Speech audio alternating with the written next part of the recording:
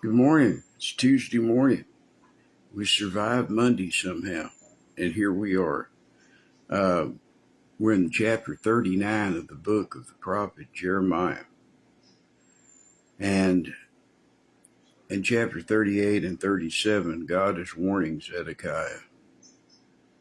It all boils down to this: Zedekiah, king, the last king of Judah, if you will come out and surrender to the Chaldeans, King Nebuchadnezzar's great army, if you will come out and surrender, just give yourself up, I will save you alive. I'll save your house alive, your wives, your children, and I will not burn the city with fire. But if you don't obey, then I will give your wives into the hands of other men, the conquerors, and I will give up your children. It's not very specific in this. He says, I will give your children to the Chaldeans, and thou shalt not escape, but you'll be carried away captive to Babylon.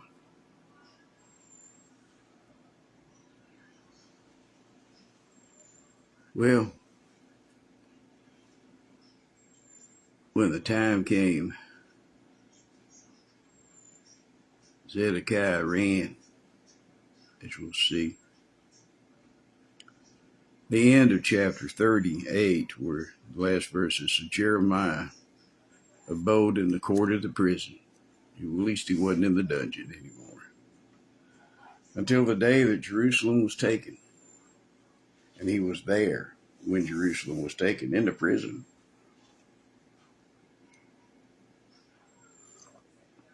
It'd be a bad deal to be in prison when everything fell apart, because who's going to let you out? Who's going to feed you? That's kind of scary. In the 9th year, Zedekiah, king of Judah, this is chapter 39. We'll just go over the little bit we did yesterday. I think we covered verses 1 through 7. In the 9th year of Zedekiah, king of Judah, in the 10th month, came Nebuchadnezzar. Now here it's spelled Nebuchadrezzar. And remember I explained to you that sometimes it was translated Nebuchadnezzar, sometimes it was translated Nebuchadrezzar. It's the same guy. Came Nebuchadnezzar, king of Babylon, and all his army against Jerusalem, and they besieged it. And in the 11th year of Zedekiah, in the 4th month, and the 9th day of the month, the city was broken up. And all the princes of the king of Babylon came in and sat in the middle of the gate, even Nergal-Sharezer, Samgar-Nebo, Sarsechim, Rabsaris, Nergal-Sharezer, a future temporary king of Babylon. He didn't serve very long. He was Nebuchadnezzar's son-in-law. Nebuchadnezzar, apparently, in secular history, we learned that Nebuchadnezzar had 2 sons and 2 daughters. One of the daughters was married to this Nergal-Sharezer, and he was king for a little while. And Rabmag, another Assyrian, with all the residue of the princes of the kings of Babylon, all of his allies, all of his generals, his warlords. And it came to pass that when Zedekiah, the king of Judah, saw them and all the men of war, that they fled and went forth out of the city by night and by the way of the king's garden.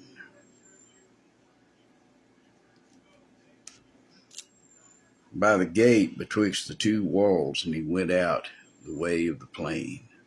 The rain in Spain falls mainly in the plain. If you've ever seen, if you've ever seen My Fair Lady, well then you know how that song goes. He went out the way of the plain. But the Chaldeans' army pursued after them and overtook Zedekiah in the plains of Jericho, where Joshua fit to battle. And when they had taken him, they brought him up to Nebuchadnezzar, king of Babylon, to Riblah in the land of Hamath, where he had judgment upon him. Excuse me. Our arthritis is letting me know it's still here. We had a big storm last night, but nothing blew down. God preserved us through this. The thunder woke me up about 1:15, and I got up and came in here and prayed and then looked at the storm on the radar. We never lost power or anything. And there was some damage all around us. I hear there was a tornado on the ground in Joplin and that there was damage to buildings. I haven't heard yet if anybody got killed or anything. I should follow the news more closely, but I spend most of my time reading the Bible. And I'm not saying that for a brag. That is the only thing that holds a lot of interest. Well, three things hold interest to me. Sleeping, watching old movies on TV and or on my computer, and the Bible. Those are the things that I really care a lot about. And some days it's a toss-up about whether I want the Bible more than the food. I think I do, because sometimes I keep reading while I'm eating. I have a slot Bible in case I spill anything on it. Nebuchadnezzar, king of Babylon, at Riblah, at Hamath, where he gave judgment upon Zedekiah. Then the king of Babylon slew the sons of Zedekiah in Riblah before his eyes. Killed all his sons. That's the end of you, Zedekiah. No more you. I know what that feels like. There's no more me. My sons do not have children that I know of or that they know of. And they and their wives seem uninterested in having children. It's a different world now. A different world. But anyway, I understand what it feels like to know that you're not going to go on.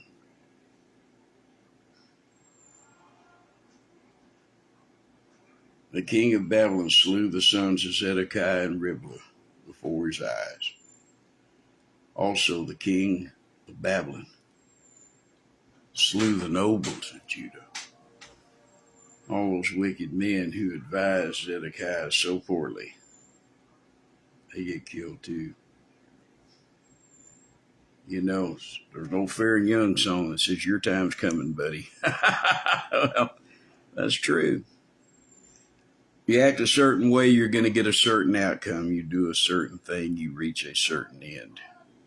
As I explained to some people who were trying to understand what had happened in the United Methodist Church, with their endorsement of lesbians and gays and transgenders and every other perversion to be ministers, ordained pastors and deacons, bishops, whatever they have nowadays. Somebody asked me what I thought about it. I said, well, it's been trending that way a long time. You got to understand this. If you jump off a cliff, there's only one place you can land. If you jump off a cliff, where you land is certain. How you land is certain, and it's just going to be in one spot. It's going to be perpendicular to wherever you jumped. It's a straight line, like a plummet.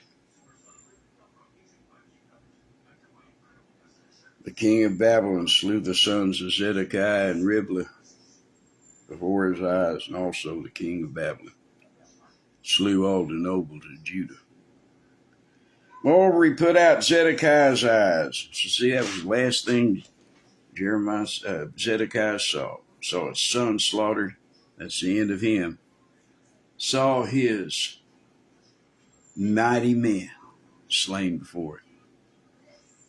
No more family, no more swords, no more gold. I'm all alone and in chains. That's the way it's going to be in hell, beloved. We're going to be trapped in chains of darkness and misery and torment forever and ever and ever. although hell will be burning with fire in the Gehenna fire, that great lake of fire, that the great lake that burneth with fire and brimstone, where we're tormented day and night forever and ever. Now, though it's going to be ablaze with flames, it's going to be dark there too. It's going to be a place of darkness. It's going to be a place of aloneness. Don't think you're going to meet up with all your friends in hell, because you wouldn't be able to find them and you wouldn't know them if you could. Because your thoughts will always be for eternity on the two facts. One, you're never going to escape the torment. You'll never, ever leave, and it will never, ever stop. You're going to be right where you are forever. Not until you die. You're already dead. Forever. And the other fact that you will think about constantly is that you could be with Christ, but you refused to accept Christ. You see, nobody is in hell because they couldn't get saved. People are in hell because they refuse to get saved. Yeah, this is what hell is like. Moreover, Nebuchadnezzar put out Zedekiah's eyes and bound him with chains to carry him to Babylon.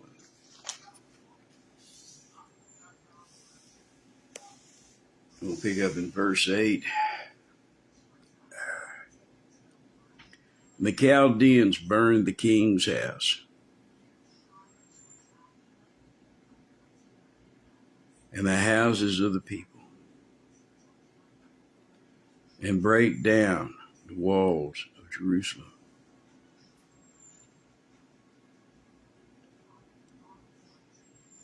And we learn, I believe, in the Chronicles of the Kings of Israel and Judah,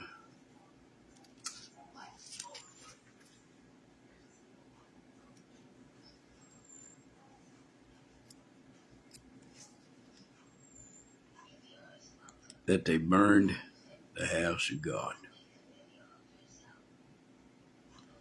Here is the account.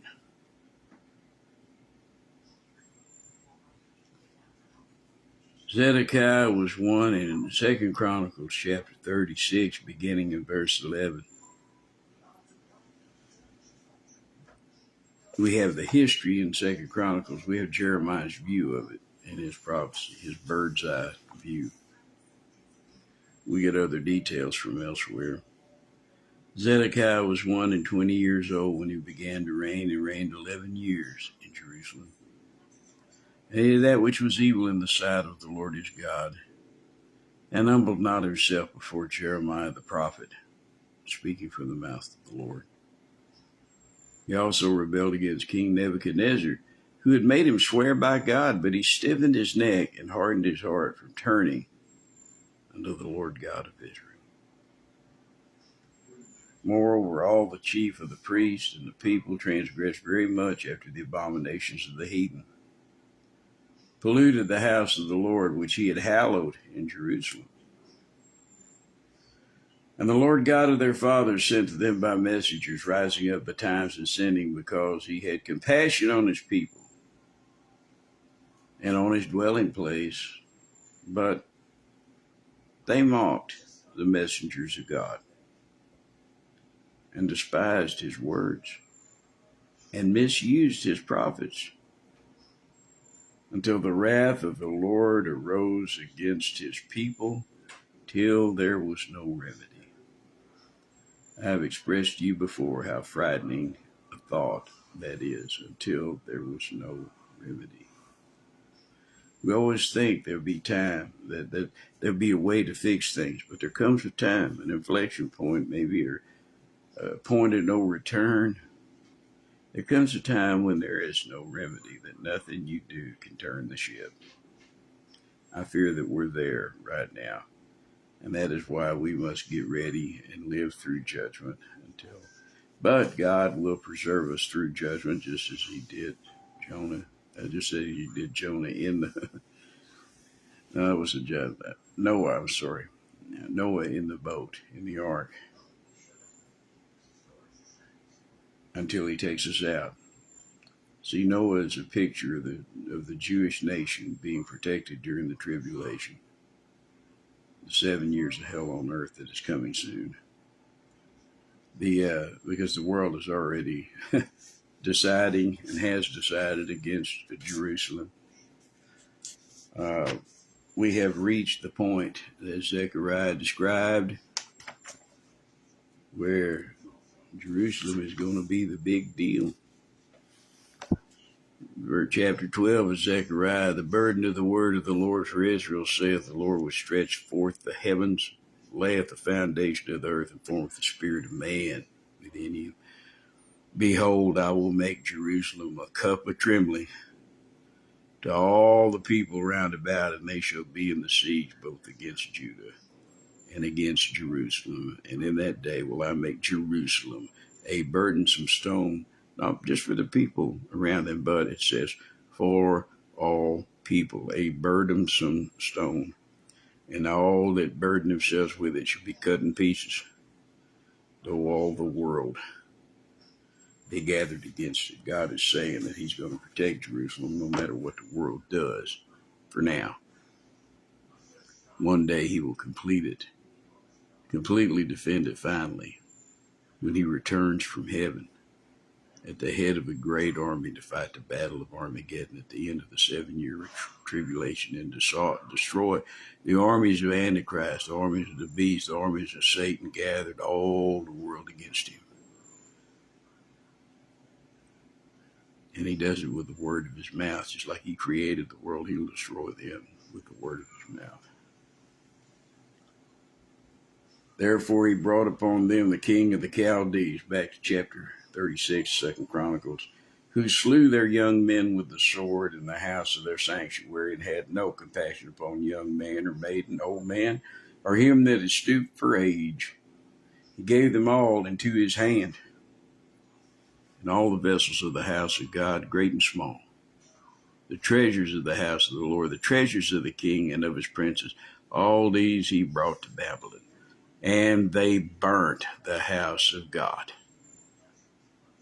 And they burnt the house of God. And burned all the palaces thereof with fire, and destroyed all the goodly vessels thereof. And them that had escaped from the sword carried he away to Babylon, where they were servants to him and his sons until the reign of the kingdom of Persia. Fulfill the word of the Lord by the mouth of Jeremiah, until the land had enjoyed her Sabbaths, for as long as she lay desolate, she kept Sabbath to fulfill 70 years. 70 years. Jeremiah, 70 years in captivity.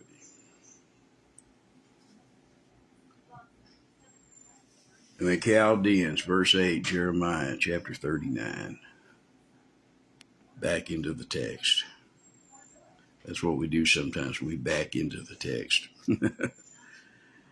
And the Chaldeans burned the king's house and the houses of the people with fire, and break down the walls of Jerusalem. Then Nebuzaradan, the captain of the guard, carried away captive into Babylon the remnant of the people that remained in the city, and those that fell away, that fell to him, with the rest of the people that remained.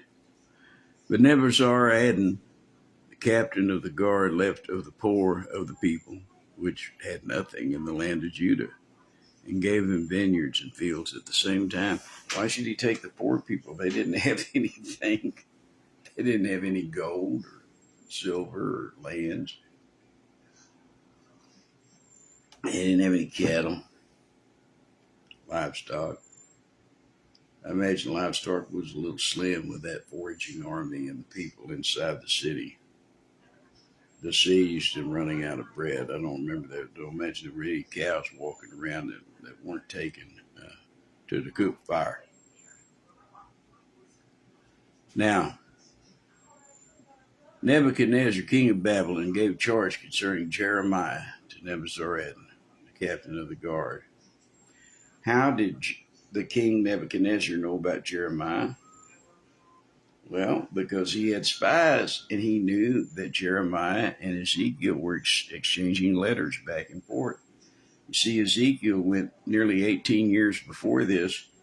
At least, at least he went 11 years before this. But the Babylon conquest of Judah lasted almost 20 years. And there were 3 deportations. I tend to believe that Ezekiel was in the second deportation with Jeconiah, or who became also known as Jehoiachin. Because I believe Daniel was taken at the same time, because it talks about the royal house, the princes were carried away with Jeconiah, which would make his sons his seed. And it says that many of the priests and of the prophets and of the princes were taken away captive at that time also. Ezekiel was a priest. Daniel was a prince, and as I believe also were Shadrach, Meshach, and Abednego. But we have records where the people in Judah are writing to Ezekiel in the captivity, and Ezekiel is writing back to the people in Jerusalem from the captivity in Babylon. Nebuchadnezzar's spies would not have been unaware of those letters, because I'm sure that whoever posted those letters and delivered them on the post road, as it were, probably stopped to read them to someone who would make a copy of them to send them to the king and the king's counselor, so would know what was going on among the prisoners and the people still in Judah. That's how he got his intelligence. They didn't have the internet, and they didn't have the espionage state where people are government business in collusion with each other. They're in cahoots. They're where they spy on us now. You know how it is. You tell your wife that you want some Chinese food, then about 5 minutes later, you look at your phone for something that it's got ads for Chinese food. There's only one way that could happen, is they're listening to you. People call this paranoid, but it's not. You're not paranoid if everybody really is out to get you. That's not paranoia. That's just an acknowledgement of reality. But anyway, Nebuchadnezzar had a special deal for Jeremiah because he knew who he was.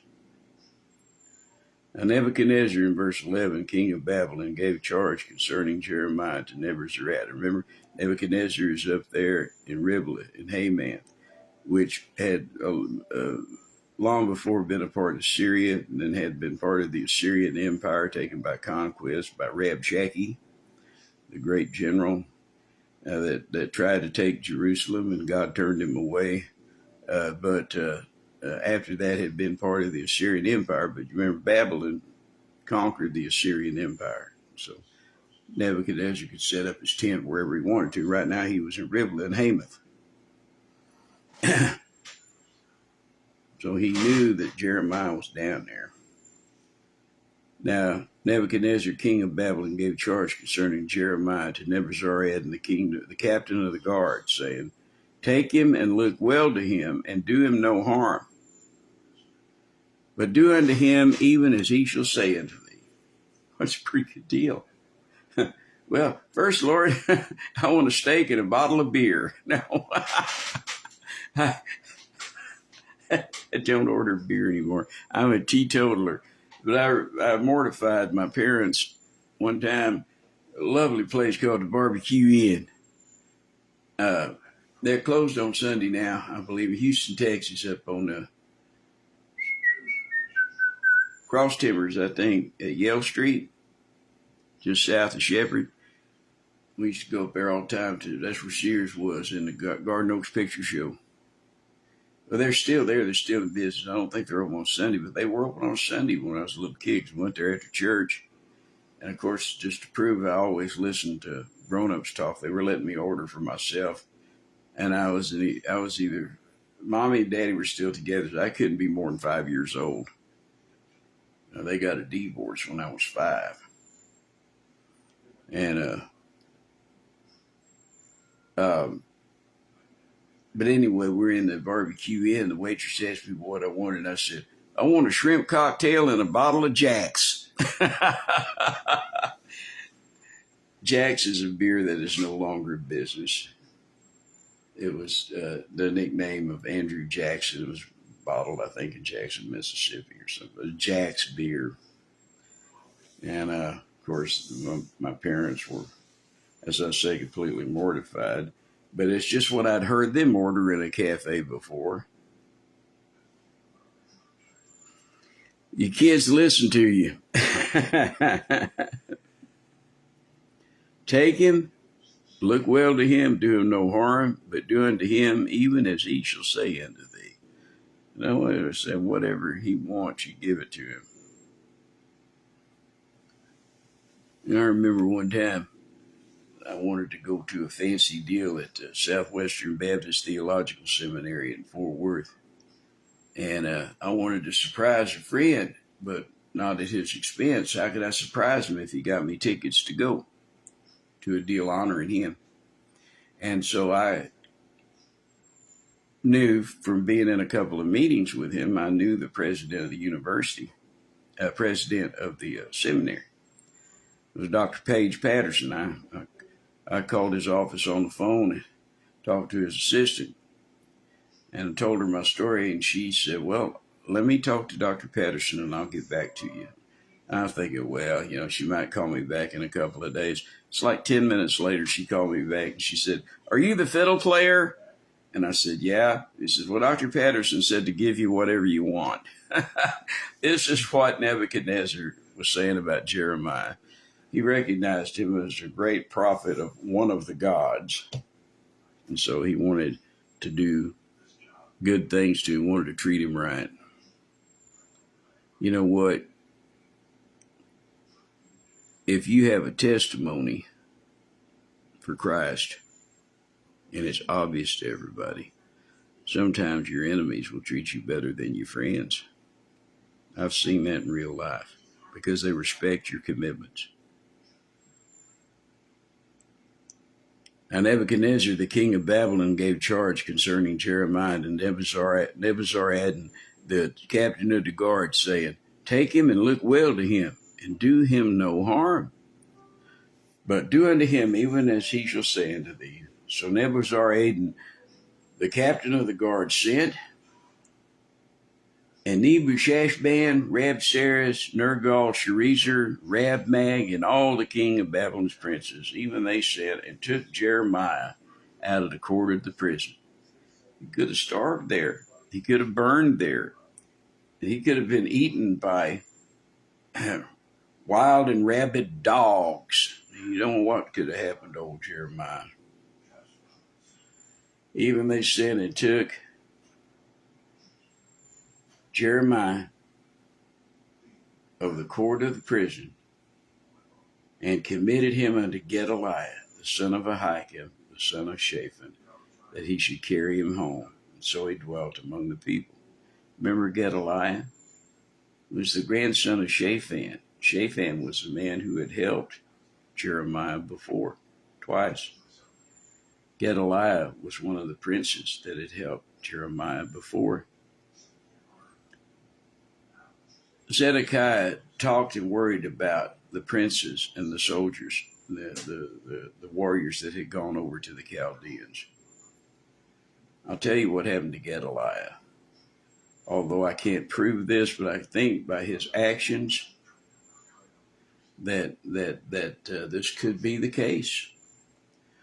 Jeremiah was telling all the princes to give up and surrender to the king of Babylon and you can live. I believe Gedaliah took his little band of men and went and joined Nebuchadnezzar at Riblah. And he said, I won't lift my sword against Jerusalem, but I've given myself over like the prophet Jeremiah told me to do. So I'm at your service, O king. Well, instead of putting him in jail, Nebuchadnezzar honors him and makes him a soldier, a general. He does even more for him later on, you'll see. But he was the son of Ahikam, who was the son of Shaphan, who was one of the scribes and the keeper of the door, and he was a friend of Jeremiah. Gedaliah's whole family had been a friend of Jeremiah throughout his ministry when he didn't have many friends.